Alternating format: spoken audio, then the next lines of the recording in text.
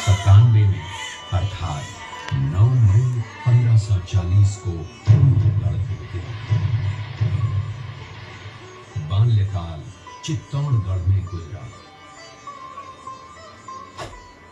सन 1567 में अकबर ने जब चित्तौड़गढ़ पर आक्रमण किया तो मेवाड़ के प्रमुख सरदारों और सेना नायकों के आग्रह पर महाराणा उदय सिंह ने चित्तौड़गढ़ छोड़ दिया।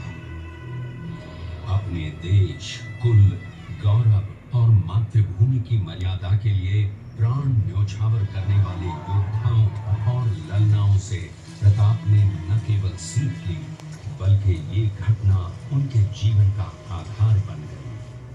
फरवरी 1572 को महाराणा उदय सिंह का देहांत हुआ।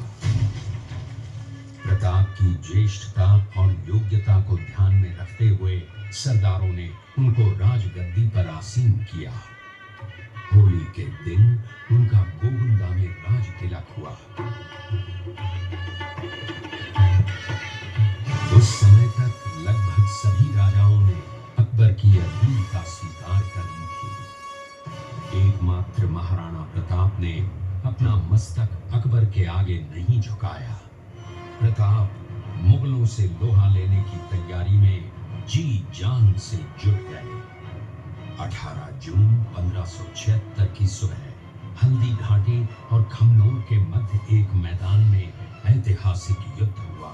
महाराणा प्रताप की सेना गोगुंदा से हल्दी घाटी पहुंची, जबकि सेनापति मानसिंह के नेतृत्व में मुगल सेना ने हल्दी घाटी के ठीक नीचे मैदान में अपना मोर्चा जमाया।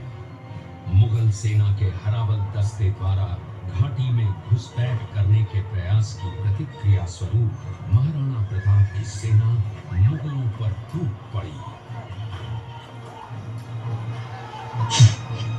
प्रताप के हरावल सैन्य दलों का नेतृत्व पठान हाकिम हासूर कर रहे थे। भीरू राणा, जो राणा पूंजा के नाम से भी जाने जाते हैं, उनके नेतृत्व में भील आदिवासियों ने गोरिल्ला पद्धति से युद्ध करते हुए मुगलों के छक्के छुड़ा दिए। देखते ही देखते शाही सेना में खलबली मच गई।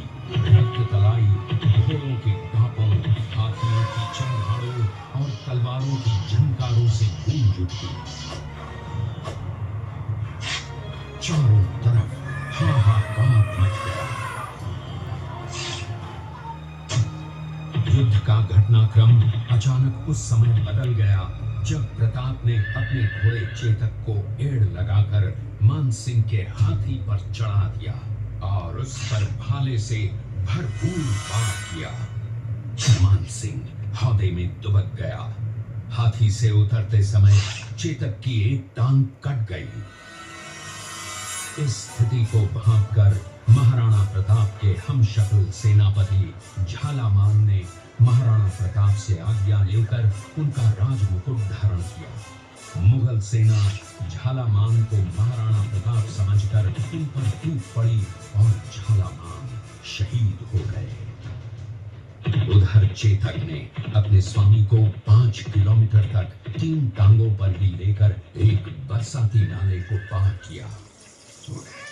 उसके पश्चात उसके प्राण पखेरु उड़ गए। इस युद्ध से महाराणा प्रताप के मन पर गहरा प्रभाव पड़ा।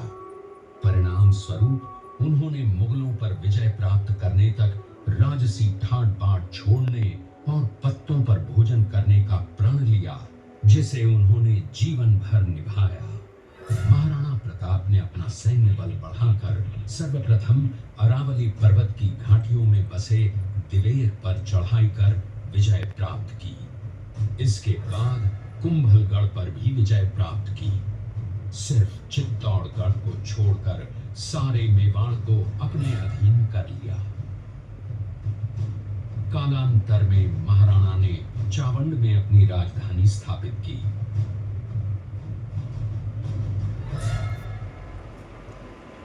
19 जनवरी 1597 को राणा प्रताप ने मात्र 57 वर्ष की आयु में इस संसार से प्रयाण किया।